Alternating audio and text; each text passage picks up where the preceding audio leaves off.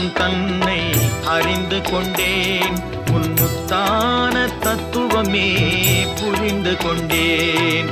முருகா உன் குணம் தன்னை அறிந்து கொண்டேன். உன் முத்தான தத்துவமே புரிந்து கொண்டேன்.